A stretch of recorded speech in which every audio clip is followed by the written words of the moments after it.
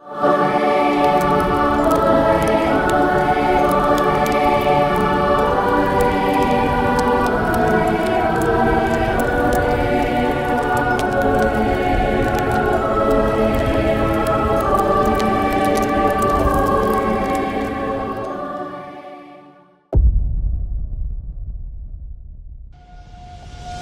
am the way and the truth and the life. No one comes to the Father but by me. John chapter 14 verse 6. നമ്മെ പഠിപ്പിക്കുന്ന ചില പാഠങ്ങൾ നമ്മൾ ഉൾക്കൊണ്ടുകൊണ്ട് നമുക്ക് ഈ വർഷത്തെ ആരാധനാക്രമ മത്സരത്തിൻ്റെ അറിവുകളിലേക്ക് പ്രവേശിക്കാം. ദൈവം അനുഗ്രഹിക്കുന്നത് ദൈവം തൻ്റെ പ്രോജക്റ്റുകളെ മാത്രമേ ആശീർവദിക്കുകയുള്ളൂ. അല്ലാതെ ദൈവം നമ്മൾ ഈ ലോകത്തിൻ്റെ പദ്ധതികൾ ആവിഷ്കരിച്ച് ദൈവത്തോട് പറഞ്ഞാൽ ദൈവം അതിനെ ആശീർവദിക്കുകയല്ല. ദൈവത്തിൻ്റെ പദ്ധതികളെ ദൈവം ആശീർവദിക്കുന്നതിൻ്റെ കാരണം അതുവഴി നമ്മുടെ ആത്മാവും രക്ഷ പ്രാപിക്കും എന്നതുകൊണ്ടാണ്. Hallelujah, hallelujah. സന്തോഷത്തോട് പറഞ്ഞേ ഹല്ലേലൂയ, ഹല്ലേലൂയ. അതായത് നമ്മുടെ ഈ ലോകവും അനുഗ്രഹിക്കപ്പെടും, നമ്മുടെ നിത്യ ലോകവും അനുഗ്രഹിക്കപ്പെടും, നമ്മുടെ ആത്മാക്കൾ രക്ഷപ്പെടും. അതുകൊണ്ടാണ് ദൈവം തൻ്റെ പ്രോജക്റ്റുകളെ പദ്ധതികളെ മാത്രമേ ആശീർവദിക്കുകയുള്ളൂ. അതുകൊണ്ട് നമ്മൾ ദൈവസന്നിധിയിൽ കർത്താവ് എന്താണ് തൻ്റെ സഭയിലൂടെ ആഗ്രഹിക്കുന്നത് എന്ന് അറിഞ്ഞ് നമ്മളതിനെ അംഗീകരിച്ച് മനസ്സിലാക്കി അത് ഉൾക്കൊണ്ട് ജീവിക്കണം. ഹല്ലേലൂയ, ആരോഗ്യം പോരാ. ഹല്ലേലൂയ. ആരാധനാക്രമ മത്സരത്തില് നമ്മൾ ഇന്ന് പഠിക്കുന്നത് catechism of the Catholic church, അതായത് സഭയുടെ ആരാധനാക്രമ പുസ്തകമുണ്ട്, പാഠ്യപുസ്തകം, വേദപാഠ പുസ്തകം. എല്ലാവരും വീട്ടിലൊരെണ്ണം സൂക്ഷിക്കുന്നത് നല്ലതാണ്. അതിനകത്ത് പറഞ്ഞിരിക്കുന്ന കാര്യങ്ങളാണ് നമ്മൾ ജീവിക്കേണ്ടത്. ദൈവവചനത്തിൽ അധിഷ്ഠിതമായി പിതാക്കന്മാർ ധ്യാനിച്ച് നമ്മുടെ ജീവിതത്തിൽ എഴുതി തന്ന ശൈലിയാണ് മതബോധന ഗ്രന്ഥം. ഹല്ലേലൂയ. അപ്പോൾ ഇതിനകത്തെ ഒരു ഖണ്ഡിക നമ്മളിന്ന് വായിക്കുകയാണ്. ഉണ്ടോ പുസ്തകം? ഇല്ല, മിടുക്കി. അതിൻ്റെ 1075 ഖണ്ഡികയാണ് നമ്മൾ വായിക്കുന്നത്. 1075. ആ ഖണ്ഡികയിൽ ഇങ്ങനെയാണ് പറയുന്നത്: ആരാധനാക്രമ മതബോധനത്തിൻ്റെ ഉദ്ദേശം. നമ്മളതിൻ്റെ തുടക്കം മനസ്സിലാക്കുകയാണ്. എന്തിനാണ് ഈ സഭയിൽ ഈ ആരാധനാക്രമ മത്സരം? ആരാധനാക്രമ മത്സരത്തിൻ്റെ അല്ലെങ്കിൽ ആരാധനാക്രമ മതബോധനത്തിൻ്റെ ഉദ്ദേശം ക്രിസ്തുവിൻ്റെ രഹസ്യത്തിലേക്ക് ആളുകളെ പ്രവേശിപ്പിക്കുക എന്നതാണ്.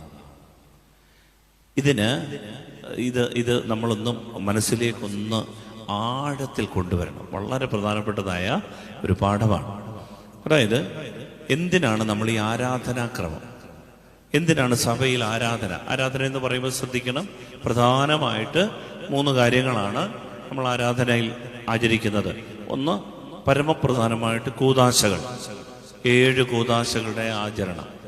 2, നമ്മുടെ കർത്താവിൻ്റെ കൂദാശകളോട് ചേർന്ന് തന്നെ കൂദാശേതര ശുശ്രൂഷകൾ എന്ന് പറഞ്ഞാൽ കൂദാശകളല്ല, എന്നാൽ നമ്മുടെ വിശുദ്ധീകരണത്തിനും നമ്മളുടെ ആത്മീയ അഭിവൃദ്ധിക്കും വേണ്ടി സഭ ഒരുപാട് ശുശ്രൂഷകൾ രൂപപ്പെടുത്തിയിട്ടുണ്ട്.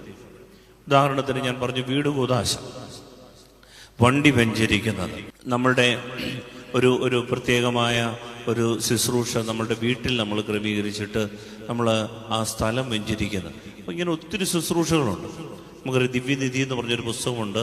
അതിനകത്ത് ഒരു 100-ൽ പരം പ്രാർത്ഥനകളുണ്ട്. ഈ പ്രാർത്ഥനകളെല്ലാം വ്യത്യസ്ത സാഹചര്യങ്ങളാണ്. ഭക്ഷണത്തെ ആശീർവദിക്കാനുണ്ട്, കാഴ്ച സമർപ്പണത്തെ ആശീർവദിക്കാനുണ്ട്, നമ്മളുടെ കൊടിയേറ്റിന് ഉള്ള പ്രാർത്ഥനയുണ്ട്, പെരുന്നാളുകൾക്ക് മുമ്പുള്ള പ്രാർത്ഥനയുണ്ട്.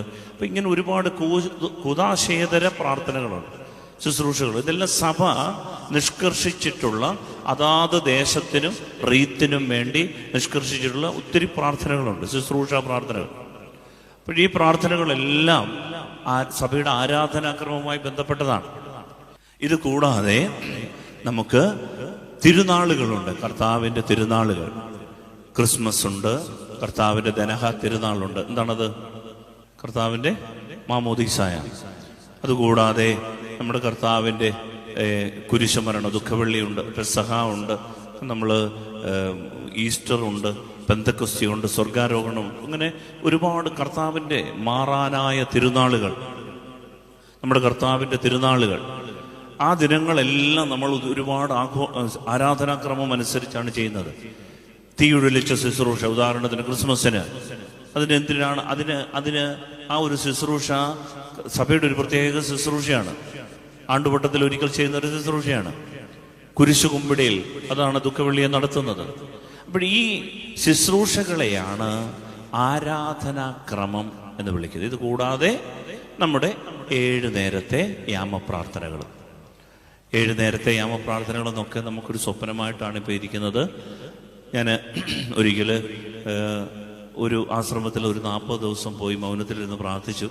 ആ ആശ്രമത്തിലെ സന്യാസിമാര് കൃത്യം ആ സമയങ്ങളിൽ എഴുന്നേറ്റിരുന്ന് പ്രാർത്ഥിക്കും. രാത്രിയുടെ യാമങ്ങളിൽ അത് 3-ാം മണി, 6-ാം മണി, 9-ാം മണി, 12-ാം മണി. അപ്പോൾ ഈ സമയത്തൊക്കെ അവർ എഴുന്നേറ്റിരുന്ന് യാമങ്ങൾ 7 യാമങ്ങളിലും ഉണർന്ന് പ്രാർത്ഥിക്കുന്ന സന്യാസിമാരെ ഇപ്പോൾ നമ്മുടെ നാട്ടിൽ തന്നെയുണ്ട്.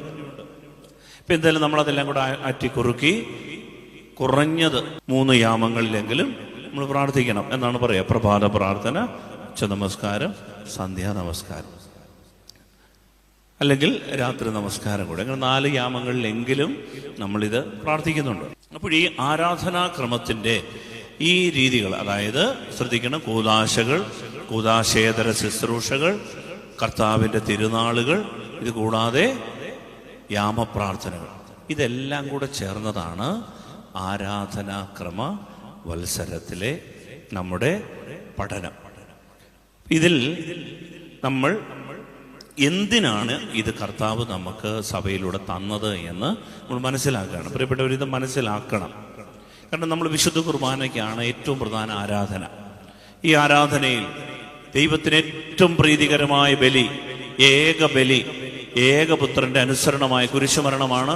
ഈ കുരിശുമരണത്തിൽ നമ്മൾ ദൈവത്തെ ആരാധിച്ചുകൊണ്ടുള്ള വിശുദ്ധ കുർബാനയിൽ സംബന്ധിക്കുമ്പോൾ ഈ കുർബാനയിലൂടെ അല്ലെങ്കിൽ ഈ ആരാധനാക്രമത്തിലൂടെ എന്താണ് ദൈവം ആഗ്രഹിക്കുന്നത് എന്ന് നാം അറിയണം. അറിഞ്ഞ് ആരാധിച്ചാൽ ആ ആരാധന അനുഭവമായി മാറും.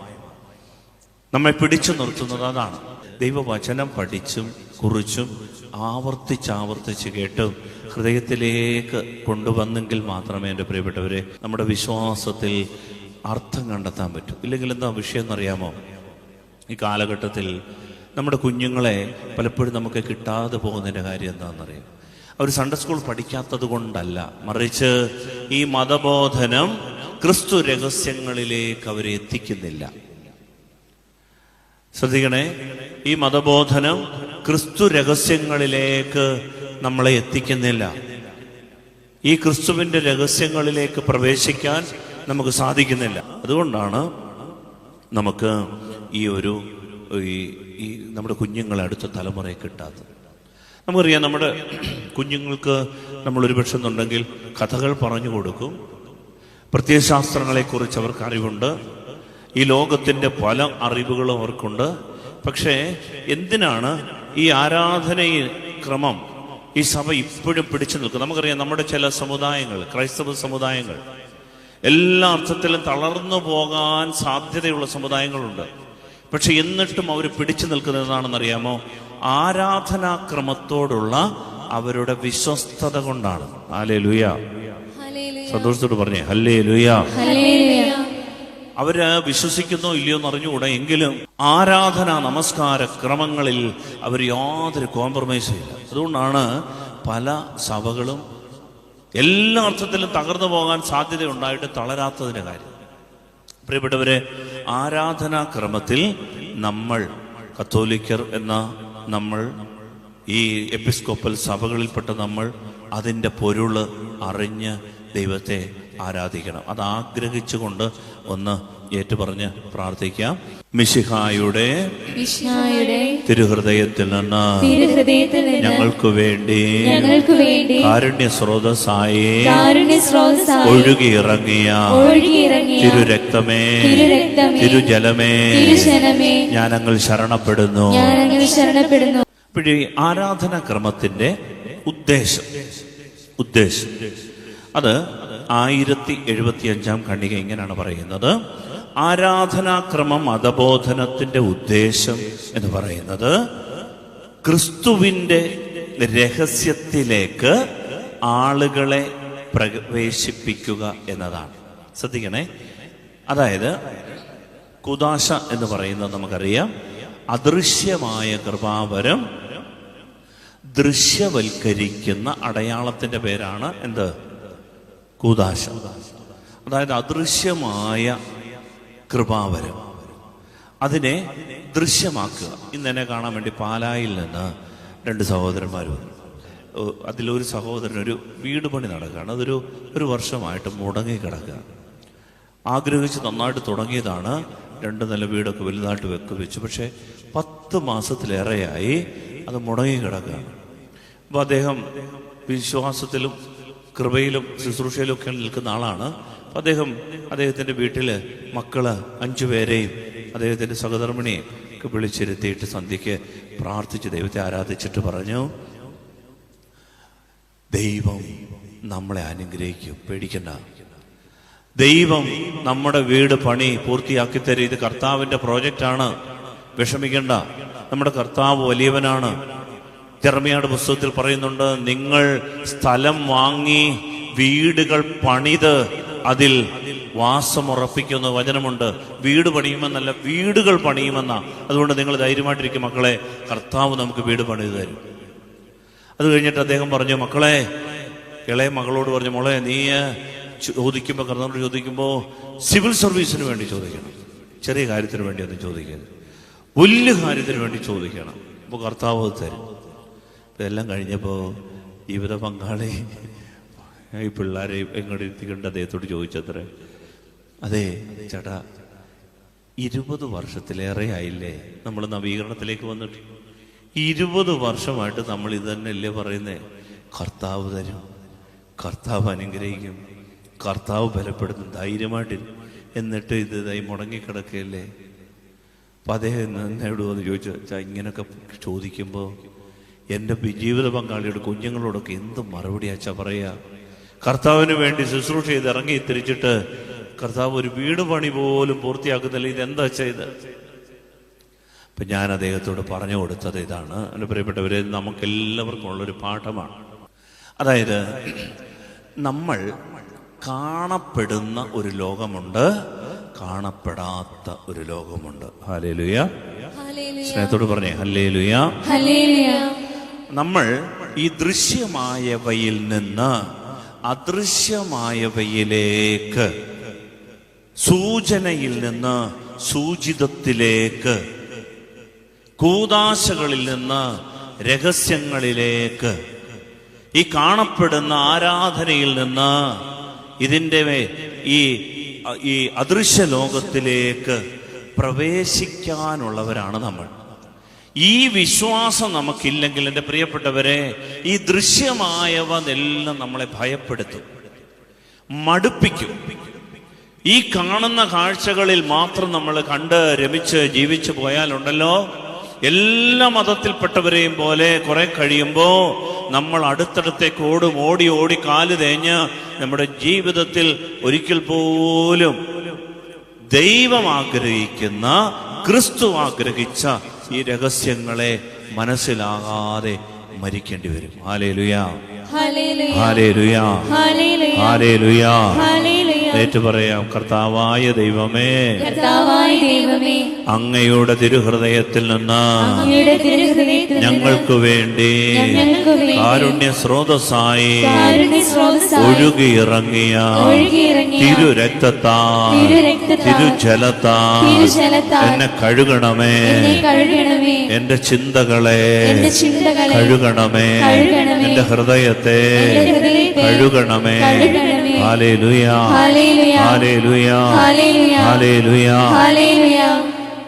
അതുകൊണ്ടാണ് ഈ catechism of the Catholic Church പറയുന്നത് 1075 ഖണ്ഡിക പറയുകയാണ്, the liturgical catechesis aim to initiate people into the mystery of Christ.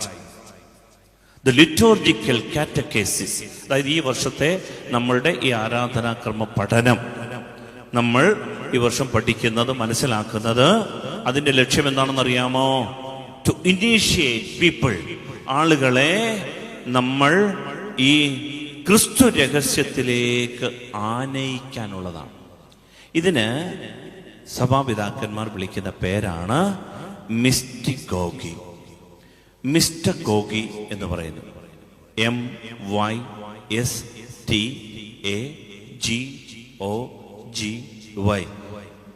മിസ്റ്റഗോജി എന്നും മിസ്റ്റഗോഗി എന്നും പറയും. ഇത് ഗ്രീക്ക് വാക്കാണ്.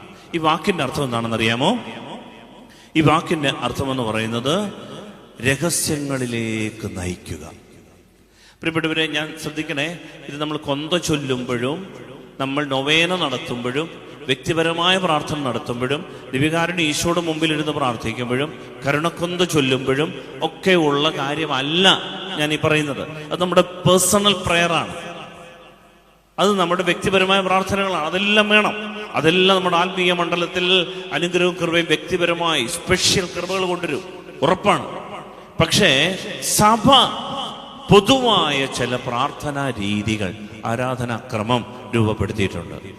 അതെന്തിനാണ് എന്ന് ആദിമസഭ വചനബന്ധിതമായി നമ്മെ പഠിപ്പിക്കുന്നുണ്ട്.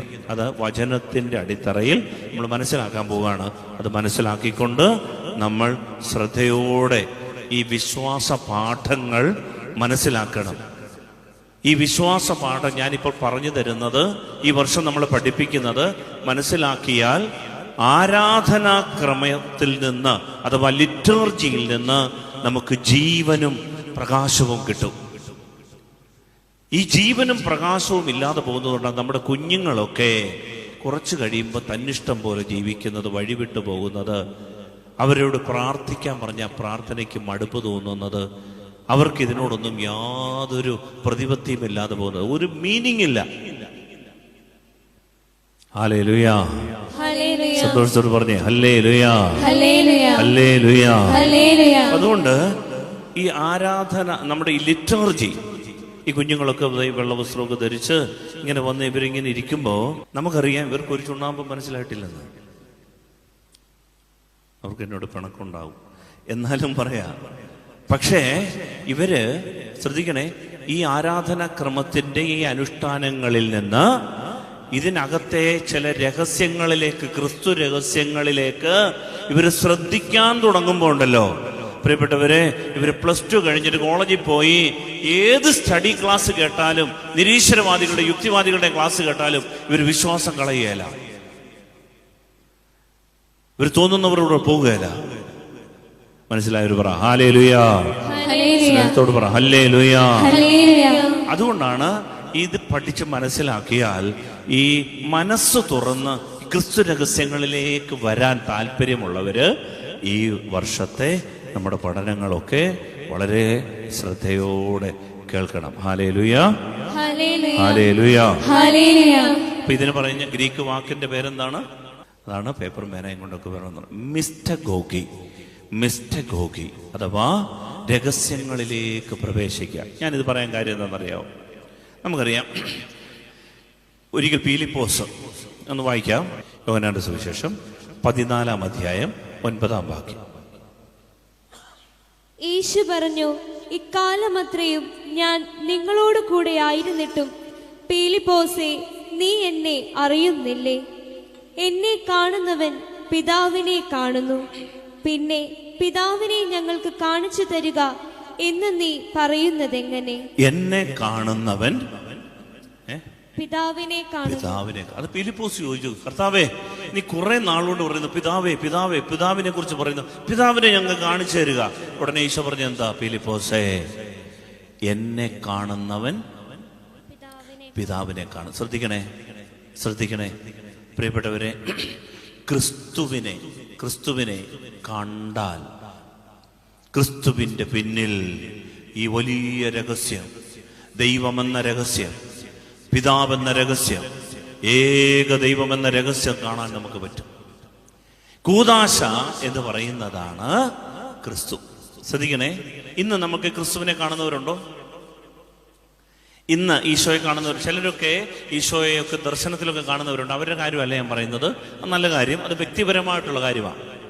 ഓരോരുത്തർക്കും ഈശോ കൊടുത്ത വ്യക്തിപരമായ കൃപയാണ്. അതല്ല ഞാൻ പറയുന്നത്. ഇന്ന് നമ്മളെ പോലുള്ള പാവപ്പെട്ട മനുഷ്യര് ക്രിസ്തുവിനെ കാണുന്നത് എങ്ങനെയാ ബേസില്? നമ്മൾ കൂദാശകളിലൂടെയാണ് കാണുന്നത്. പ്രിയപ്പെട്ടവരെ, ക്രിസ്തുവിനെ കാണുന്നത് കൂദാശകളിലൂടെ. അങ്ങനെയെങ്കിൽ ഈ കൂദാശകളിൽ സംബന്ധിക്കുന്ന നമ്മൾ ഈ പിതാവിന്റെ രഹസ്യങ്ങളിലേക്ക് പ്രവേശിക്കാൻ പറ്റും. ആര് പറഞ്ഞു? ഈശോ പറഞ്ഞു. അതുകൊണ്ടാണ് പറഞ്ഞത്, എന്നെ കാണുന്നവൻ പിതാവിനെ കാണും. പിതാവിനെ കാണും. ക്രിസ്തു എന്ന് പറയുന്നതാണ് ഈ കൂദാശ.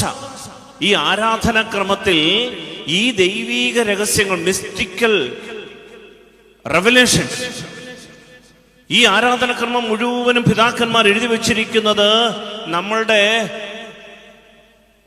തലമുടി കൊഴിയരുതെന്നോ കരപ്പം മാറണമെന്നോ വയറ്റുവേദന പോകണമെന്നോ അല്ല. ഈ ആരാധനാക്രമത്തിൽ മുഴുവനും പിതാക്കന്മാർ എഴുതി വച്ചിരിക്കുന്നത് എന്താണെന്നറിയാമോ? ക്രിസ്തു രഹസ്യങ്ങളാ. പ്രിയപ്പെട്ടവർ, അതുകൊണ്ടാണ് ഈ കൂദാശ കാണുമ്പോ, ഈ ആരാധനാക്രമത്തിൽ സംബന്ധിക്കുമ്പോ ദൈവം എന്ത് ചെയ്യുന്നറിയാമോ? ക്രിസ്തുവിനെ കാണിച്ചു തരികയാണ്. എന്തിനാണെന്നറിയാമോ? ക്രിസ്തുവിനെ കാണുന്നവൻ അദൃശ്യനായ ദൈവത്തെ, പിതാവിനെ കാണാൻ വേണ്ടി. ഇതാണ് കൂദാശ. അപ്പൊ ഈ ആരാധനാക്രമത്തിൽ ഈ ക്രിസ്തു രഹസ്യങ്ങളിലേക്ക് നമ്മളെ നയിക്കാൻ വേണ്ടിയിട്ടാണ് ആരാധനാക്രമം. Hallelujah, hallelujah, hallelujah. ഞാനൊരു 5 ഉദാഹരണം വളരെ പെട്ടെന്ന് പറയാം, അപ്പൊ നമുക്കത് മനസ്സിലാവും. 5 ഉദാഹരണം. ഉദാഹരണത്തിന്, നമ്മൾ ഈ കുരിശ് മരണം കാണുകയാണ്. ക്രൂശിതനായ കർത്താവിന്റെ ചിത്രം. അത് നമ്മൾ ക്രൂശിതനായ കർത്താവ് ഇങ്ങനെ കുരിശിൽ തൂങ്ങി മരിച്ച് കിടക്കും.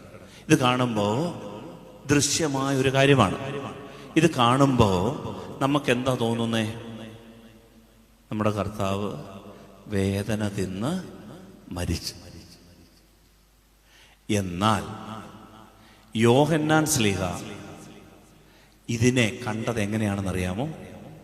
ഇതിന്റെ പിന്നിലെ രഹസ്യം കണ്ടു. ശ്രദ്ധിച്ചു കേൾക്കണം.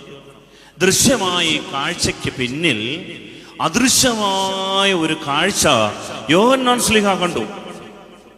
ഈ യോഹന്നാൻ ശ്ലീഹായുടെ കാഴ്ചയിലേക്ക് വളരാനാണ് ആരാധനാക്രമം. ഹല്ലേലൂയ. സന്തോഷത്തോട് പറ ഹല്ലേലൂയ. വെളിപാടിന്റെ പുസ്തകം 5-ാം അധ്യായം 5 മുതൽ 9 വരെയുള്ള വാക്യങ്ങൾ ശ്രദ്ധിച്ചു കേൾക്കണം. വെളിപാടിന്റെ പുസ്തകം 5-ാം അധ്യായം 5 മുതൽ 9 വരെയുള്ള വാക്യങ്ങളും പിന്നെ 13-14 വാക്യങ്ങളും വായിക്കണം. അപ്പോൾ ശ്രേഷ്ഠന്മാരിൽ ഒരാൾ എന്നോട് പറഞ്ഞു, കരയാതിരിക്കൂ, ഇതാ യൂദാ വംശത്തിൽ നിന്നുള്ള സിംഹവും ദാവീദിന്റെ വേരുമായവൻ വിജയിച്ചിരിക്കുന്നു. അവന് ചുരുൾ നിവർത്താനും സപ്തമുദ്രകൾ പൊട്ടിക്കാനും കഴിയും. അപ്പോൾ സിംഹാസനത്തിന്റെയും 4 ജീവികളുടെയും മധ്യേ ശ്രേഷ്ഠന്മാരുടെ നടുവിൽ കൊല്ലപ്പെട്ടതായി തോന്നുന്ന ഒരു കുഞ്ഞാട് നിൽക്കുന്നത് ഞാൻ കണ്ടു. അവന് 7 കൊമ്പുകളും 7 കണ്ണുകളുമുണ്ട്. ഈ കണ്ണുകൾ ലോകമെമ്പാടും ഐക്യപ്പെട്ട ദൈവത്തിന്റെ സപ്താത്മാക്കളാണ്.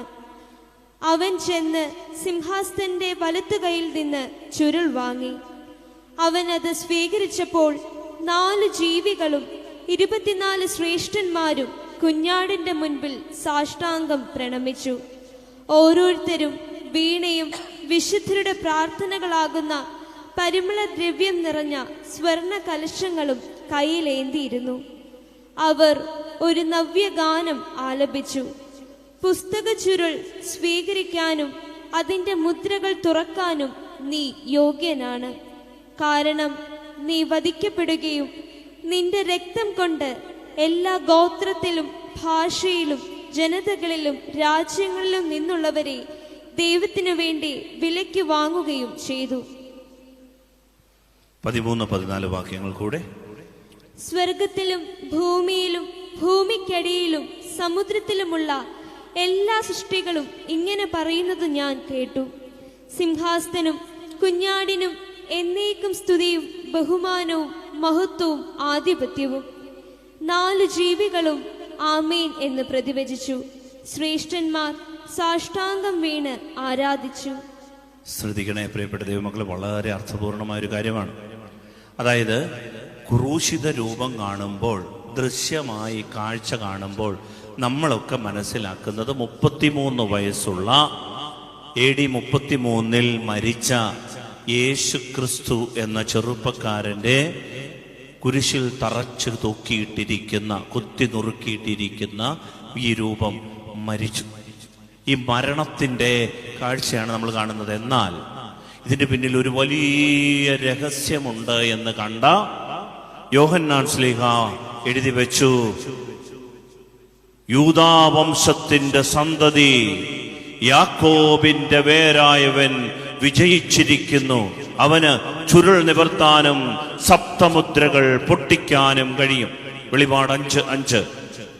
എന്നിട്ട് ഇങ്ങനെ കുറിച്ചു വെച്ചു: ഈ ക്രൂശിത രൂപത്തിൽ അവൻ കാണുന്ന കാഴ്ച ഇതാ, സിംഹാസനത്തിന്റെയും 4 ജീവികളുടെയും മധ്യേ ശ്രേഷ്ഠന്മാരുടെ നടുവിൽ കൊല്ലപ്പെട്ടതായി തോന്നുന്ന ഒരു കുഞ്ഞാട് നിൽക്കുന്നു. ഈ കുഞ്ഞാട് കൊല്ലപ്പെട്ട് കിടക്കുകയല്ല, ഈ കൊല്ലപ്പെട്ട കുഞ്ഞാടിതാ നിൽക്കുന്നു. ഇതാണ് രഹസ്യം, ഇതാണ് കുർബാന. പ്രിയപ്പെട്ടവരെ, അതുകൊണ്ട് പിന്നീട് നമ്മൾ വായിച്ചതെല്ലാം കുർബാനയിൽ സംഭവിക്കുന്ന കാര്യങ്ങളാണ്. അവൻ ചെന്ന് സിംഹാസനസ്ഥന്റെ വലത്തുകൈയിൽ നിന്ന് ചുരുൾ വാങ്ങി. അതാണ് വിശുദ്ധ കുർബാനയുടെ ഇടയിലെ ഏവൻഗേലിയോൻ. ഈ ചുരുൾ നിവർത്തി വായിച്ചു. ഉടനെ അത് സ്വീകരിച്ചപ്പോൾ 4 ജീവികളും 24 ശ്രേഷ്ഠന്മാരും കുഞ്ഞാടിന്റെ മുൻപിൽ സാഷ്ടാംഗം പ്രണമിച്ചു. അതുകൊണ്ടാണ് ബൈബിൾ വായിക്കുമ്പോൾ നമ്മൾ എഴുന്നേറ്റ് നിന്ന് ആദരവോടെ എവങ്കേലിയോൻ കേൾക്കും. എന്നിട്ടോ ഓരോരുത്തരും വീണയും വിശുദ്ധരുടെ പ്രാർത്ഥനകളാകുന്ന പരിമളദ്രവ്യം നിറഞ്ഞ സ്വർണ്ണ കലശങ്ങളും. അതുകൊണ്ടാണ് ഈ ഗോൾഡൻ ധൂപക്കുറ്റിക്കകത്ത് നമ്മുടെ കുഞ്ഞുങ്ങള് ധൂപക്കുറ്റിയൊക്കെ വീശിക്കൊണ്ട് ഈ സ്വർണ്ണ കലശത്തിനകത്ത് ധൂപം വീശി നിന്നാൾ സ്തുതിയുടെ രാജമകൾ നയവാൻ വന പോലെ തളിർത്തിടുമേ ഈ മധ്യസ്ഥ പ്രാർത്ഥനകൾ നടത്തി ഈ ധൂപം ഉയരുന്നത്. ദൈവവചനത്തിൽ പറയാത്ത ഒരു കഷണം പോലെ നമ്മൾ ആരാധനയിലില്ല. ഇത് മനസ്സിലാകാത്ത പലരും പലതും പറയും. പക്ഷേ ദൈവവചനത്തിൽ പറഞ്ഞിട്ടുള്ള കാര്യങ്ങൾ, എൻ്റെ പ്രിയപ്പെട്ടവരെ, അതാണ് ദൈവാരാധന. യോഹന്നാൻ ശ്ലീഹ കണ്ടപ്പോ, ഈ ക്രൂശിത രൂപം കണ്ടപ്പോ യോഹന്നാൻ ശ്ലീഹായ്ക്ക് ഇതിന്റെ രഹസ്യങ്ങളിലേക്ക് പ്രവേശിക്കാൻ സാധിച്ചു. പിന്നീട് അവർ ഒരു നവ്യ ഗാനം ആലപിച്ചു. അതാണ് കുർബാനയിലെ പാട്ടുകൾ. പരിശുദ്ധൻ പരിശുദ്ധൻ, പുതിയ ഗാനം. എന്നിട്ടോ നീ വധിക്കപ്പെടുകയും, എന്താണ് ആ പാട്ടെന്നറിയാമോ? നീ വധിക്കപ്പെടുകയും നിന്റെ രക്തം കൊണ്ട് എല്ലാ ഗോത്രത്തിലും ഭാഷയിലും ജനതകളിലും രാജ്യങ്ങളിലും നിന്നുള്ളവരെ ദൈവത്തിനു വേണ്ടി വിലയ്ക്ക് വാങ്ങുകയും ചെയ്തു. ഇതാണ് ആ പാട്ട്. ഈ കുർബാന മുഴുവനും പാടുന്ന പാട്ടതാണ്. കർത്താവേ, ഈ ലോകത്തെ മുഴുവൻ നിന്റെ ചോര കൊണ്ട് നീ വിലയ്ക്ക് വാങ്ങി. അതാണ് നമ്മൾ പാടുന്നത്. ലോകത്തിനോടെ അനവധിയാം പാവം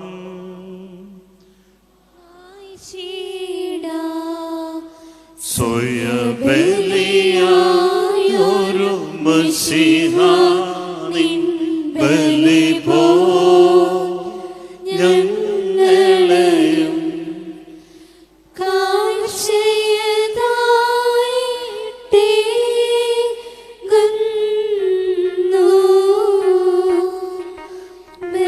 സ്വീകരിച്ചു.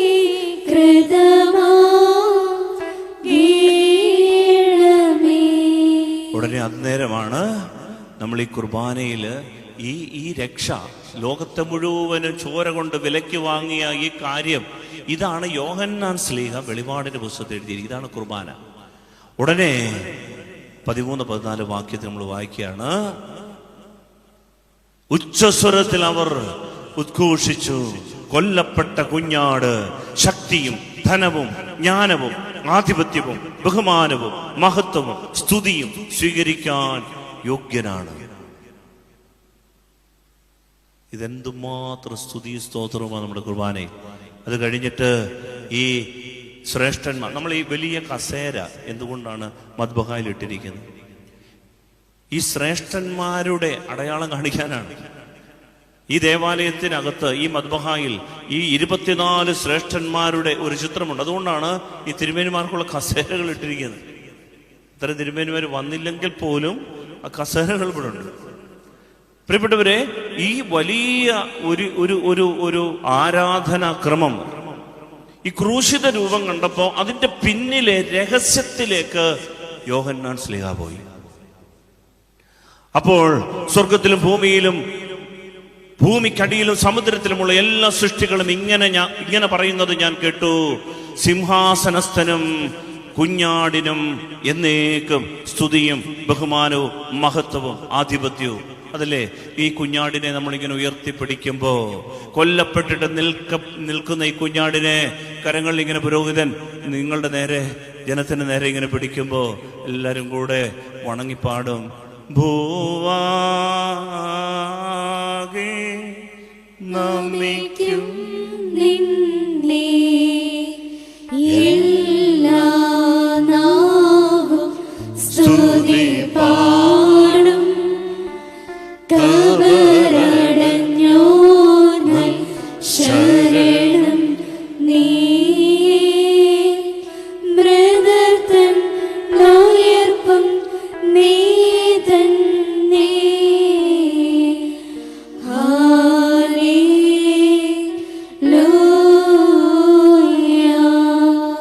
സ്നേഹമുള്ളവരെ, ഇതാണ് ഈ മിശിഹാ രഹസ്യങ്ങൾ. വിശുദ്ധ കുർബാന നമ്മളിങ്ങനെ കാണുമ്പോൾ കുറെ കാഴ്ചകൾ കണ്ടിട്ട് പോവുകയല്ല, മറിച്ച് യോഹന്നാൻ 5-ാം അധ്യായം വായിക്കണം. 5-ാം അധ്യായത്തിൽ കൊല്ലപ്പെട്ടിട്ട് നിൽക്കുന്ന ഒരു കുഞ്ഞാടിനെ കണ്ടു. മരിച്ച് ഇങ്ങനെ ഒടിഞ്ഞു തൂങ്ങിക്കിടക്കുന്ന ഒരു കർത്താവിനെയാണ് പുറമേ നമ്മൾ കാണുന്നതെങ്കിലും ഇതിന്റെ പിന്നിൽ ഒരു രഹസ്യമുണ്ട്. അതാണ് മിസ്റ്റഗോഗി. ഈ രഹസ്യത്തിലേക്ക് നമ്മൾ പ്രവേശിക്കാൻ പഠിക്കണം. അതുകൊണ്ടാണ് വെളിപാടിന്റെ പുസ്തകം അനുസരിച്ചാണ് നമ്മുടെ ആരാധനകളെല്ലാം ക്രമീകരിച്ചിരിക്കുന്നത്. മദ്ബഹായുടെ ക്രമീകരണം, അതിൻ്റെ സ്ട്രക്ചർ, ദേവാലയത്തിന്റെ കൺസ്ട്രക്ഷൻ, ഇതെല്ലാം വെളിപാടിന്റെ പുസ്തകത്തിലെ ആരാധന പോലെ കണക്ക്. എന്താണെന്നറിയാമോ? വെളിപാടെന്ന് പറഞ്ഞാൽ തിരശ്ശീല ഇട്ടി രഹസ്യം മൂടിയിരിക്കുകയാണ്. ഉദാഹരണത്തിന് ഈ ബൈബിൾ ഒരു തുണി കൊണ്ടിങ്ങനെ മൂടിയിട്ടിരിക്കുകയാണ്. എന്നിട്ട് യോഹന്നാൻ ഭൂമിയിൽ നിൽക്കുകയാണ്. ദൈവം യോഹന്നാന് ഈ മൂടിയിട്ടിരിക്കുന്ന ഈ തുണി ഒരല്പം ഉയർത്തി കാണിച്ചു. അപ്പോൾ യോഹന്നാൻ കാണുന്ന കാഴ്ചയാണ്, സ്വർഗത്തിലെ കാഴ്ചകളാണ് ഈ ആരാധന. പ്രിയപ്പെട്ടവരെ, ഇവിടെ ഒരു ബലി അർപ്പിക്കുമ്പോ, അതാണ് അതിന്റെ പോയിന്റ്, ശ്രദ്ധിക്കണം. ഇവിടെ നീ ഒരു കുർബാന ചൊല്ലുമ്പോ ഈ 5-ാം അധ്യായത്തിൽ നടന്ന കാര്യങ്ങൾ സ്വർഗത്തിൽ നടക്കുന്നുണ്ട്.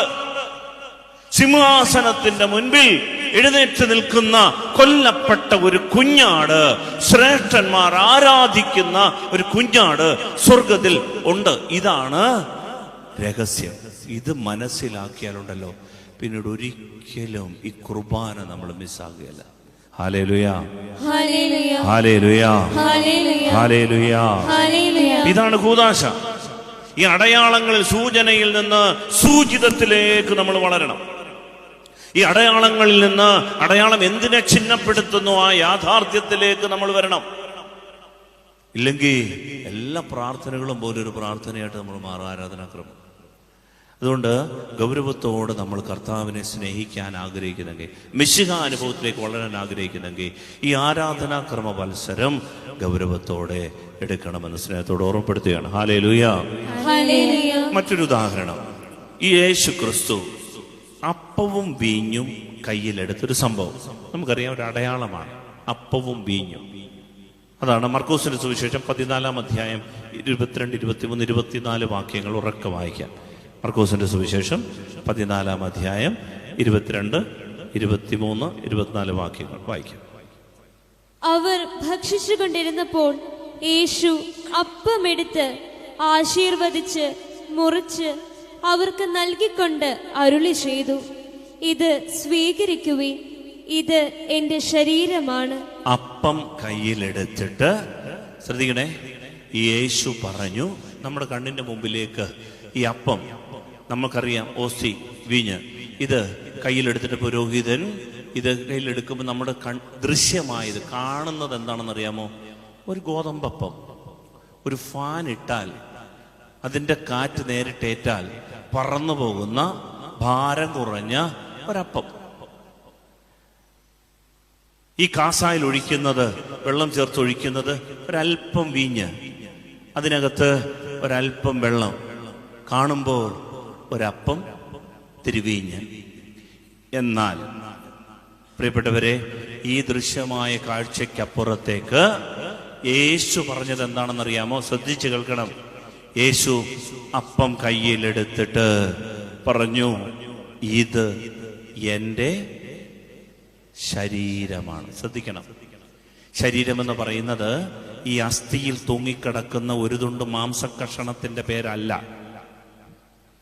ശ്രദ്ധിക്കണം, ഈ രഹസ്യത്തിലേക്ക് നമ്മൾ പ്രവേശിക്കുന്നില്ലെങ്കിൽ ഈ മാംസത്തെക്കുറിച്ച് ചർച്ച ചെയ്ത്, ഈ മാംസമായ അപ്പത്തെക്കുറിച്ച് മാത്രം ചർച്ച ചെയ്ത് നമ്മുടെ വിശ്വാസം കെട്ടുപോകും.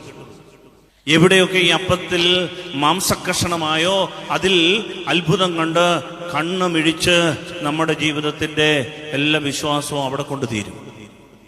അടുത്തടുത്ത് എവിടെ അത്ഭുതമുണ്ടോ അവിടേക്ക് പോകും. യേശു പറഞ്ഞ എന്താണെന്നറിയാമോ?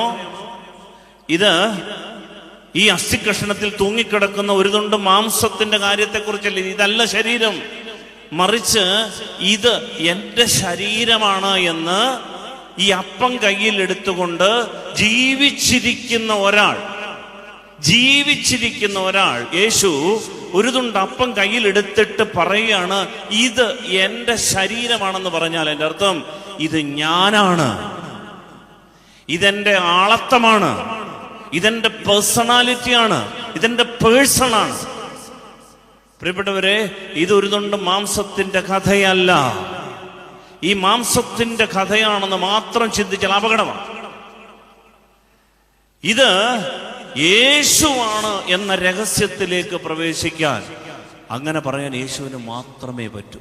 മരിച്ചിട്ട് ഉത്ഥാനം ചെയ്യുന്നതിന് മുൻപ്, ദുഃഖവെള്ളിയാഴ്ച കുരിശിൽ കയറുന്നതിന് മുൻപ്, അതിന്റെ തലേ ദിവസം വ്യാഴാഴ്ച ഈ അപ്പം കയ്യിലെടുത്തിട്ട് അവൻ പറയുകയാണ്, ഇത് നിങ്ങൾക്ക് വേണ്ടി മുറിക്കപ്പെടാനിരിക്കുന്ന എൻ്റെ ശരീരമാണ്. അങ്ങനെ പറയാൻ അവന് മാത്രമേ പറ്റൂ, അവൻ ദൈവമായതുകൊണ്ട്.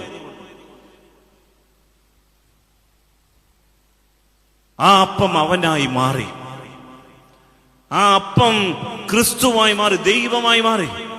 പ്രിയപ്പെട്ടവരെ, ഇതാണ് ആ രഹസ്യം.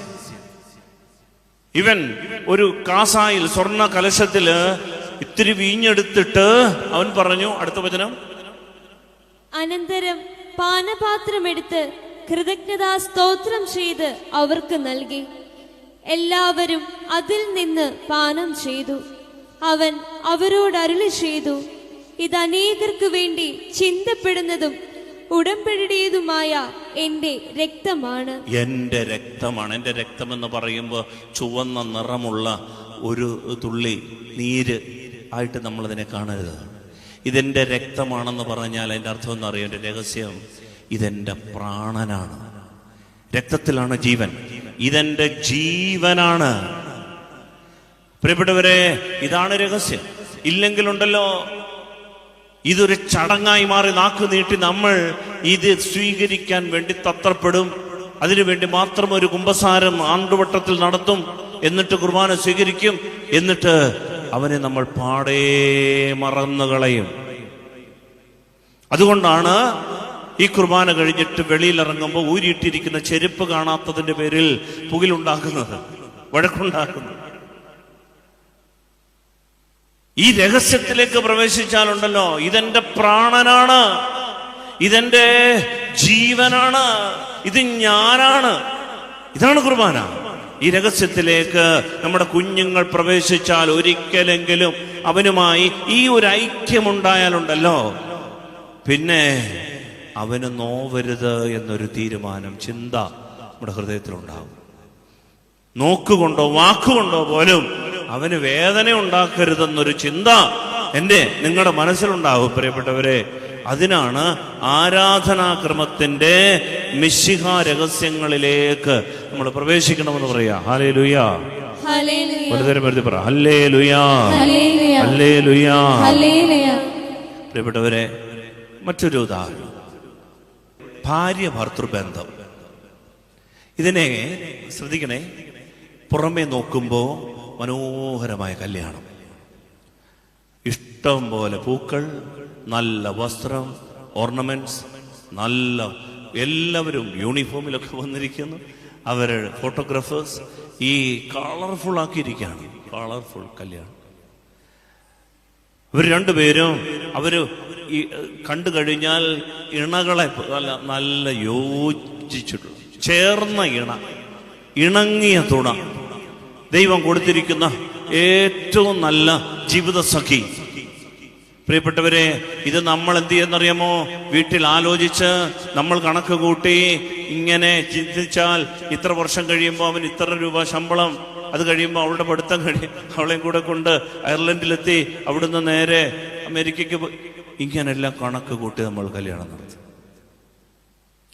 അങ്ങനെ ഈ സ്ത്രീ പുരുഷ ബന്ധത്തെ പ്രിയപ്പെട്ടവരെ മനുഷ്യന്റെ ബുദ്ധി കൊണ്ട് കാണുമ്പോൾ ദൃശ്യമായി കല്യാണത്തിന്റെ പിന്നിലെ അദൃശ്യമായ ഒരു രഹസ്യത്തെ കുറിച്ച് നമ്മൾ ധ്യാനിക്കാതെ പോയാൽ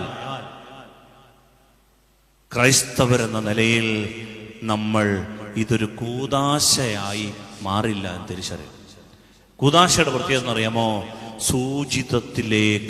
സൂചനയിൽ നിന്ന് വളരണം, ഈ ക്രിസ്തു രഹസ്യത്തിലേക്ക് വരണം. അതുകൊണ്ടാണ് എഫേസ്യർക്ക് എഴുതിയ ലേഖനം 5-ാം അധ്യായത്തിന്റെ 22 മുതൽ 32 വരെയുള്ള വാക്യങ്ങൾ നിങ്ങൾ വീട്ടിൽ പോയി വായിക്കണം.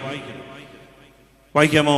22, 23 വാക്യങ്ങളൊന്ന് വായിക്കാമോ? എഫേസ്യർക്ക് എഴുതിയ ലേഖനത്തിൽ പൗലോസ് ശ്ലീഹ ഈ വിവാഹത്തെ നിർവചിക്കുന്നത്, ഉപമിക്കുന്നത് ഇങ്ങനെയാണ്: ഭാര്യമാരെ, നിങ്ങൾ കർത്താവിനെന്ന പോലെ ഭർത്താക്കന്മാർക്ക് വിധേയരായിരിക്കും. പ്രിയപ്പെട്ടവരെ, ഈ ബന്ധത്തെ സഭ കാണുന്നത് ക്രിസ്തുവും മണവാട്ടിയായ സഭയും തമ്മിലുള്ള ബന്ധമായിട്ടാണ്. ഇതാണ് ഇതിന്റെ രഹസ്യം. ഈ രഹസ്യത്തെ ഒരിക്കലും മനസ്സിലാക്കാത്ത രണ്ട് കുഞ്ഞുങ്ങളാണ് പ്രിയപ്പെട്ടവരെ വിവാഹ ജീവിതത്തിലേക്ക് പ്രവേശിക്കുന്നതെങ്കിൽ ഈ കല്യാണം കുറച്ചു കഴിയുമ്പോൾ ഇല്ലാതാവും, ദുരിതമാകും. ഇത്രയും നാള് വ്യത്യസ്ത സംസ്കാരത്തിൽ, സാഹചര്യത്തിൽ ജീവിച്ചിരുന്നവർക്ക് ഒരു സുപ്രഭാതി ജീവിക്കാനും സ്നേഹിക്കാനും പ്രണയിക്കാനും വിട്ടുകൊടുക്കാനും ക്ഷമിക്കാനും പറ്റുമെന്ന് പറയുന്നത് ശുദ്ധ മണ്ടത്തരോ. 4 കേസ് ഇപ്പൊ അറ്റൻഡ് ചെയ്തുകൊണ്ടിരിക്കുക. 4 കേസ്. പ്രിയപ്പെട്ടവരെ, എന്തുകൊണ്ടാണ് ഈ രഹസ്യം ഇത് കർത്താവിന് പ്രീതികരമാകുന്നതെന്നറിയാമോ? ഈ വിവാഹം ദൈവമക്കൾ, ക്രിസ്തുവിന്റെ മക്കൾ ഈ വിവാഹത്തെ കാണേണ്ടത് ക്രിസ്തുവും ക്രിസ്തുവിന്റെ സഭയായ മണവാട്ടിയും തമ്മിലുള്ള ബന്ധം. അടുത്ത വചനം: എന്തെന്നാൽ ക്രിസ്തു തന്റെ ശരീരമായ സഭയുടെ ശിരസ്സായിരിക്കുന്നത് പോലെ ഭർത്താവ് ഭാര്യയുടെ ശിരസ്സാണ്. ക്രിസ്തു തന്നെയാണ് ശരീരത്തിന്റെ രക്ഷകനും. സഭ ക്രിസ്തുവിന് വിധേയായിരിക്കുന്നത് പോലെ ഭാര്യമാർ എല്ലാ കാര്യങ്ങളിലും ഭർത്താക്കന്മാർക്ക് വിധേയരായിരിക്കും. ലോകത്തിലെ ഒരു സാഹിത്യകാരനോ, ലോകത്തിലെ ഒരു രാഷ്ട്രീയക്കാരനോ, ലോകത്തിലെ ഒരു വ്യക്തിക്ക് എന്റെ പ്രിയപ്പെട്ടവർ ഇത് പറഞ്ഞു തരാൻ പറ്റുകയില്ല. ലോകത്തിൽ ഒരുപാട് തത്വശാസ്ത്രങ്ങളും പ്രത്യയശാസ്ത്രങ്ങളും ഈ രഹസ്യത്തിന് എതിര് നിൽക്കും. അവർ പറയും, പല രീതിയിൽ ന്യായങ്ങൾ കണ്ടെത്തും. എന്നിട്ട് പറയും ദൈവം ഞങ്ങളുടെ പക്ഷത്താന്ന് പറയും. മണവാളനും പറയും ദൈവം ഞങ്ങളുടെ പക്ഷത്താണ്, ഞങ്ങൾ നീതിയാണ് ചെയ്ത്. മണവാട്ടിയും പറയും ഞങ്ങളുടെ പക്ഷത്താ കർത്താവ്, ദൈവത്തിന്റെ ഹിതമനുസരിച്ച് ഞങ്ങൾ പ്രവർത്തിച്ചിട്ടുള്ളൂ. രണ്ടുപേരുടെയും ഭാഗത്ത് ദൈവം. ഇങ്ങനെ വാദിച്ച് ഇങ്ങനെ മാസങ്ങൾ കഴിഞ്ഞ് വർഷങ്ങൾ കഴിഞ്ഞാലും ഈ വിവാഹം ഇത് ശരിയാകില്ല. എന്താണെന്നറിയാം എൻ്റെ പ്രിയപ്പെട്ടവരെ, ഈ രഹസ്യത്തിലേക്ക് ഈ പ്രിയപ്പെട്ട മക്കൾ കടന്നിട്ടില്ല. കല്യാണം പൊടിപൊടിച്ചു, നാട്ടുകാരെ മുഴുവൻ ഇളക്കി കല്യാണം നടത്തി. പക്ഷേ ഈ രഹസ്യം മനസ്സിലായിട്ടില്ല. അത് മാതാപിതാക്കൾക്ക് മനസ്സിലായിട്ടില്ല, മക്കൾക്ക് മനസ്സിലായിട്ടില്ല. അതുകൊണ്ടാണ് കത്തോലിക്ക സഭ വിവാഹമോചനത്തെ എതിർക്കുന്നത്. കാരണം എന്താണെന്നറിയാമോ? ഈ ക്രിസ്തു രഹസ്യത്തിൽ ഒരിക്കലും ക്രിസ്തുവിന് തന്റെ മണവാട്ടിയെ ഉപേക്ഷിക്കാൻ പറ്റില്ല. തന്റെ ജീവൻ കൊടുത്ത് നേടിയെടുത്തതാണിത്. ഈ ക്രിസ്തുവിന്റെ മണവാട്ടിയെ ഉപേക്ഷിക്കാൻ പറ്റില്ല. അതുകൊണ്ടാണ് ഈ രഹസ്യം എന്ന് പറയുന്നത് ക്രിസ്തുവിന്റെ മണവാട്ടിയോടുള്ള ഈ ബന്ധത്തെ പൗലോസ് ചേർത്ത് വെച്ചിരിക്കുന്നത്, സഭ ചേർത്ത് വെച്ചിരിക്കുന്നത്. അതുകൊണ്ടാണ് ആണും തമ്മിൽ കല്യാണം കഴിക്കാൻ സഭ പറ്റില്ല എന്ന് പറയുന്നത്. ക്രിസ്തുവും തമ്മിലുള്ള വിവാഹമല്ലിത്. ക്രിസ്തുവും മണവാട്ടിയ സഭയും തമ്മിലുള്ള വിവാഹമാ. ആണും പെണ്ണും തമ്മിലുള്ള വിവാഹമാ.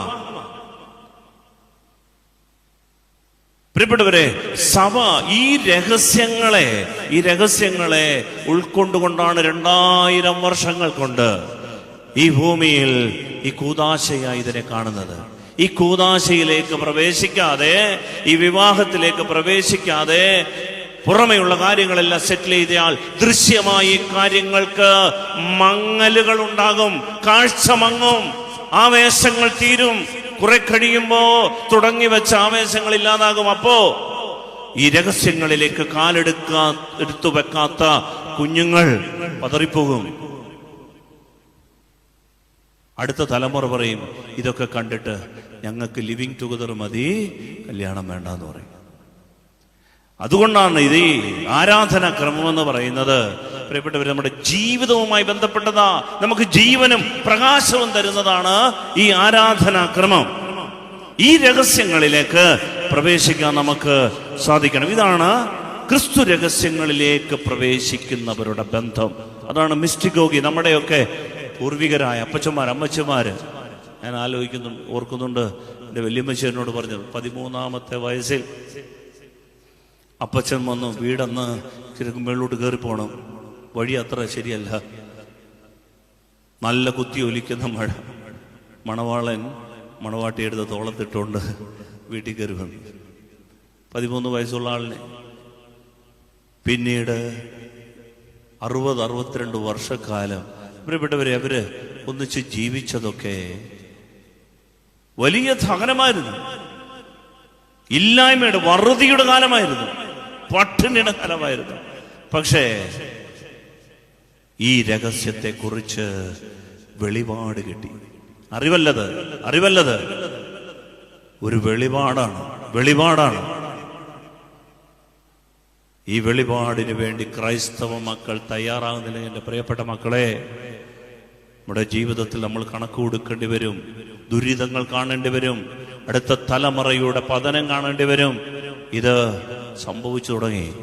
അതുകൊണ്ട് നമ്മൾ ആരാധനയുടെ, നമ്മൾ ഈ മിസ്റ്റിക്കൽ എക്സ്പീരിയൻസസിലേക്ക് നമ്മൾ കടന്നു വരണം. ഒരു കാര്യം കൂടെ കണ്ടുകൊണ്ട് നിർത്താം. നമുക്ക് അറിയാം, ഈ വിശുദ്ധ കുർബാന നമ്മൾ തുടങ്ങുമ്പോൾ ഈ ദേവാലയ വിരി ഇത് നമ്മൾ കാണുമ്പോൾ വലിയ 10-20 അടി ഹൈറ്റുള്ള ഒരു നീണ്ട തുണി, ഒറ്റയ്ക്ക് തുന്നി ഇങ്ങനെ ചേർത്ത് നല്ല മനോഹരമായിരിക്കും അല്ലേ. ഇതിവര് മിടുക്കരായതുകൊണ്ട് പെട്ടെന്ന് തന്നെ വലിച്ചു കൊണ്ട് ഇടാനും തിരിച്ചു വലിക്കാനും ഒക്കെ എല്ലാം കാണാപ്പാടം പഠിച്ചു വെച്ചിരിക്കും.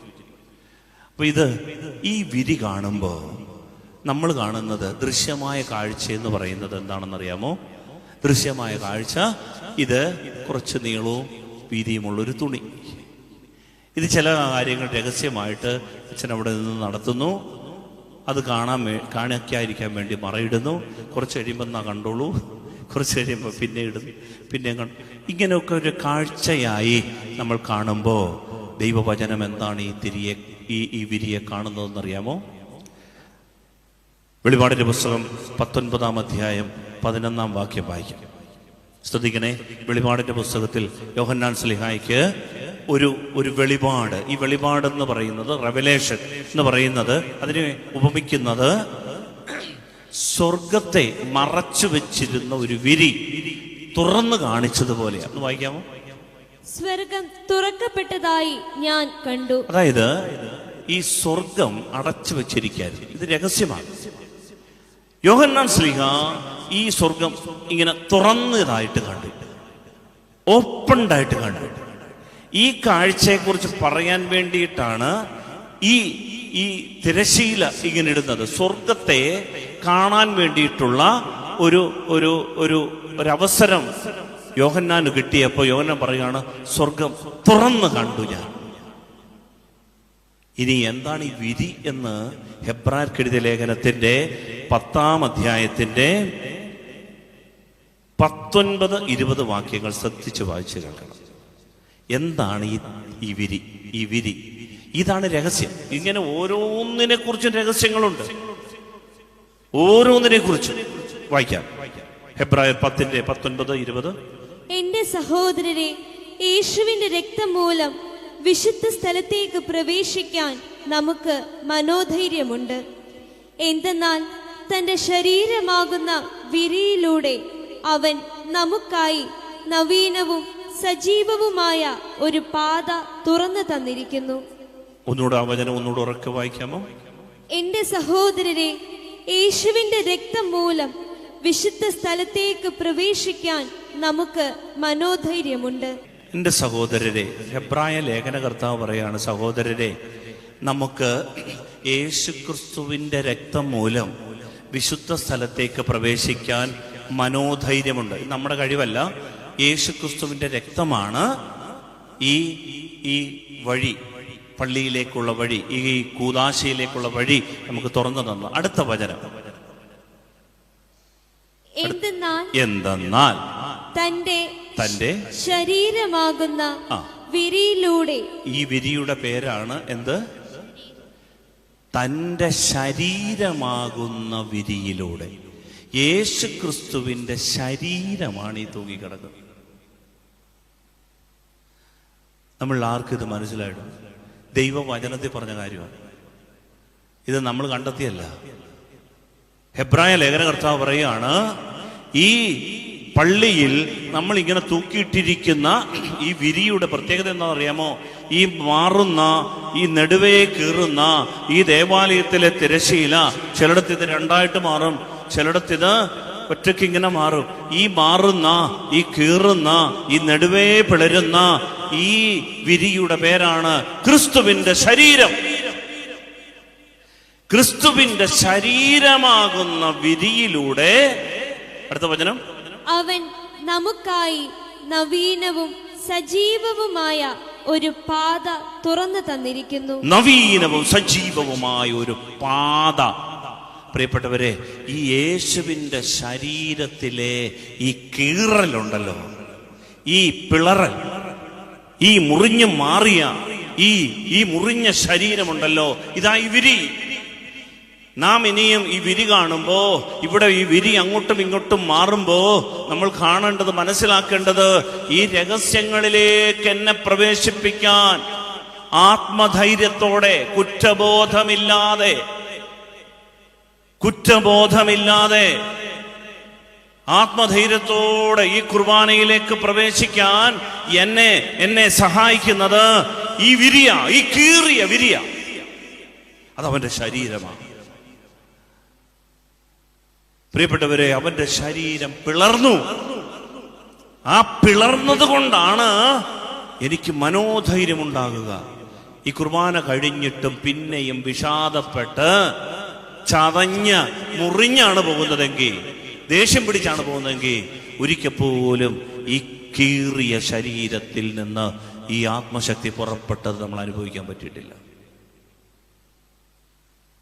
ഈ കുർബാനയ്ക്ക് വന്നിട്ട് പിന്നെ നമ്മള് ഒടിഞ്ഞുകൂത്തിയാണ് പോകുന്നതെങ്കിൽ, എന്റെ പ്രിയപ്പെട്ടവരെ, അതിന്റെ അർത്ഥം എന്താണെന്നറിയാവോ?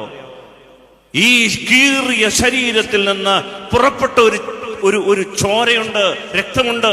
എനിക്ക് മനോധൈര്യം തരുന്ന ആദ്യത്തെ വാക്യം ഒന്നുകൂടെ വായിക്കാം. എന്റെ സഹോദരരെ, യേശുവിന്റെ രക്തം മൂലം വിശുദ്ധ സ്ഥലത്തേക്ക് പ്രവേശിക്കാൻ നമുക്ക് മനോധൈര്യമുണ്ട്. എന്തുണ്ട്? മനോധൈര്യം. മനോധൈര്യം, ധൈര്യം, മനോധൈര്യം. പ്രിയപ്പെട്ടവർ, ഇത് ഒരു ധൈര്യം തരുന്ന കൂദാശ, ഇത് ഒരു കോൺഫിഡൻസ് തരുന്ന കൂദാശയാ. കാരണം അവന്റെ ശരീരത്തിന്, പിളർന്ന ശരീരത്തിൽ നിന്ന് ഒഴുകുന്ന ഈ രക്തം എനിക്ക് ധൈര്യപൂർവ്വം ഈ പള്ളിയിൽ അവന്റെ മുമ്പിൽ ദൈവം മുമ്പാകെ നിൽക്കാനുള്ള ഒരു കോൺഫിഡൻസ്.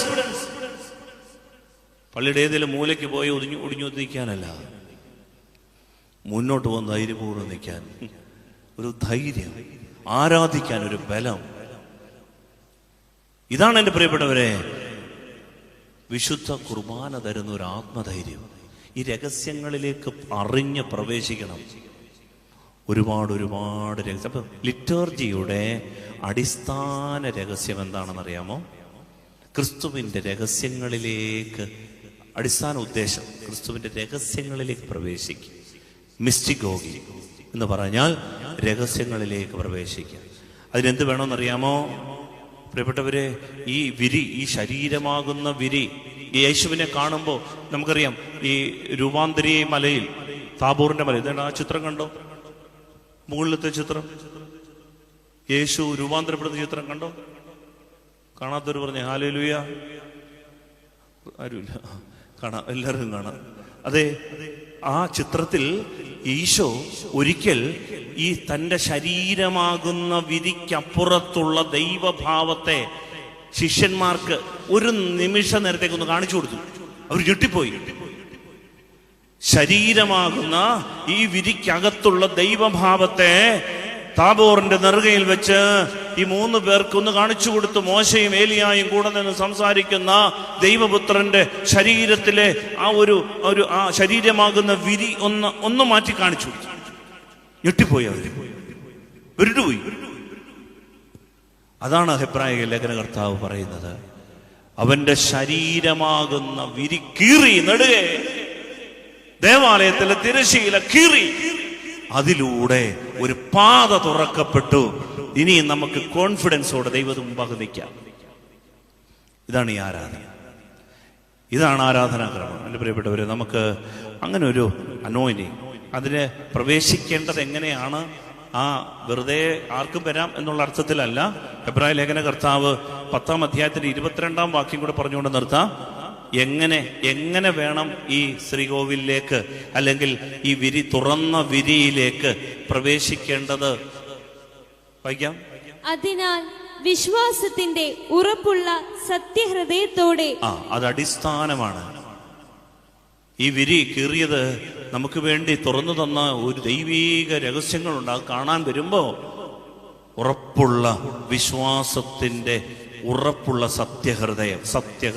2, ഇതിന് ദുഷ്ടമനസാക്ഷിയിൽ നിന്ന് നമ്മുടെ ഹൃദയത്തെ വെടുപ്പാക്കുകയും. ദുഷ്ടമനസാക്ഷിയുള്ള ഹൃദയത്തോടെ വരരുത്. 3, ശരീരം ശുദ്ധജലത്താൽ കഴുകുകയും വേണം. ശുദ്ധജലം, ജലം എന്ന് പറഞ്ഞാൽ ബൈബിളിൽ വചനം എന്നൊരർത്ഥം കൂടിയുണ്ട്.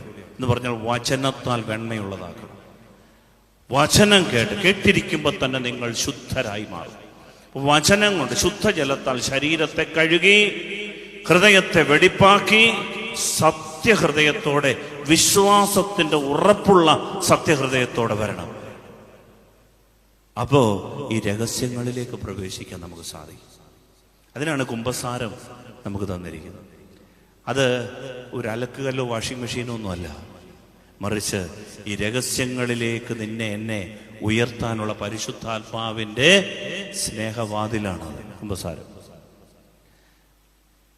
പാപം കഴുകിക്കളയാൻ നമുക്ക് എന്തെല്ലാം വഴികളുണ്ട്, അല്ലേ?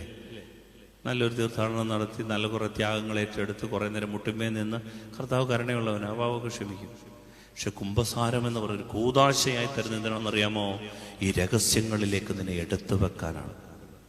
ഹല്ലേലൂയ.